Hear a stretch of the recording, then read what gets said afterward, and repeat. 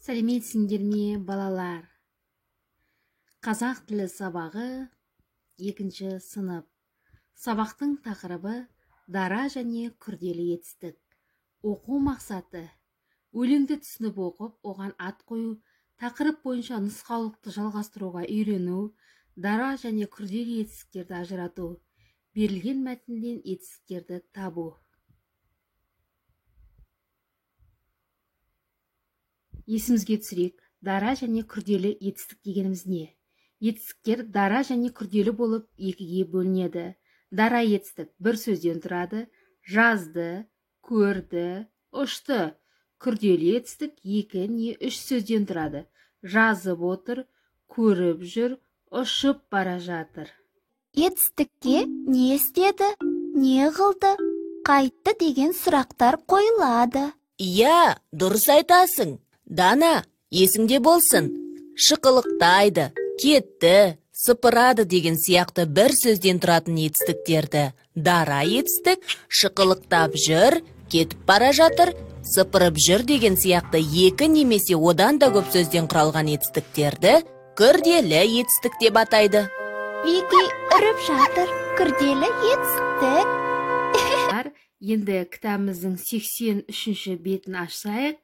36-шы жаттығу: өлеңді түсініп оқы. Елден алғыс алғанмын, мен бағбанмын, бақ қызығы керек пе, кел балақай көмекке. Адамға тән шыдам күш, балаға тән ұнамдыс, бағбан бала тансаң, айтам саған 1000 алғыс. Өлең кім туралы айтылған? Дұрыс айтасыңдар балалар, бағбан туралы айтылған екен. Оған ат қояйық балалар, кәне. Жарайсыңдар, бағбан бала. Өлеңдегі негізгі ойды анықтау. Балалар, нұсқаулық дегеніміз белгілі бір жұмысты орындау кезіндегі ереже мен тәртіптер жиынтығы. Балалар, кітабымыздың 83-ші бетіндегі 37-ші жаттығуға назар аударайық. Жас бағбанның есіне тақырыбындағы нұсқаулықты әрі қарай жалғастырамыз. Үстіне қозғалуға ыңғайлы киім ки. Бас киім киюді ұмытпа. Еңбек құралдарын қалай пайдалануға үлкендерден сұрап ал. Көктем мен күз мезгілінде ағаштың артық бұтақтарын кесіп, сүйрету кезінде мұқият бол. Бақшадағы жеміс ағаштарын уақытында суарып, түбін қопсытып тұру. Балалар, осы жаттығуда дара және күрделі етістіктерді табамыз. Балалар, енді кітабымыздың 84-ші бетін ашайық.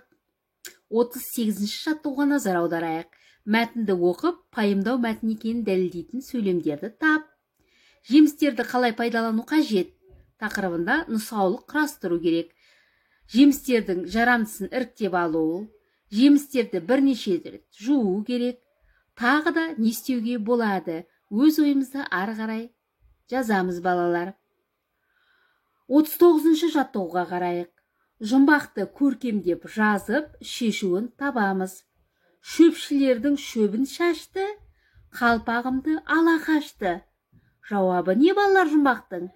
Жел. Дұрыс айтасыңдар. Ендеше балалар, жұмбақты көшіріп жазу, етістіктерді тауып астын сызу, дара күрделі екендігін ажыратамыз. Балалар, үйге тапсырма 40-шы жаттығу. Сотқар мысық тақырыбында тірек сөздерді пайдаланып әңгіме құрастырамыз. Тірек сөздер: мысық, кірпі, көзі шалып қалды, қасына тақады, қозғалта алмады, арқасынан салып қалды, қан сулады, әзер жетті. Үйге тапсырма түсінікті ме балалар? Жарайсыңдар балалар.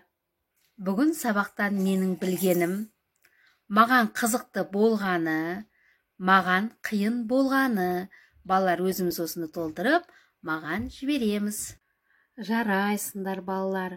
Бүгін сабаққа өте жақсы қатысып отырдыңдар. Сабақ аяқталды балалар. Сау болыңдар.